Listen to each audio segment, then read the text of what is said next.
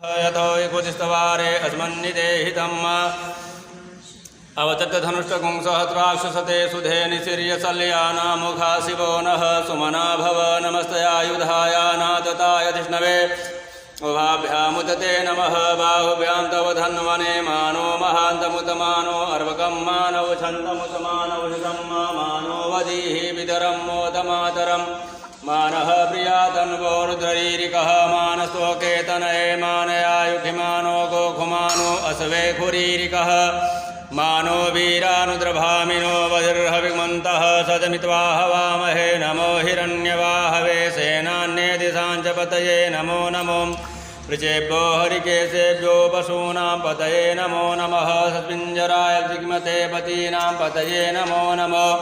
हरिकेशायोपवीतिने पुरुषाणां पतये नमो नमो बभ्लुषाय व्याधिने नानां पतये नमो नमो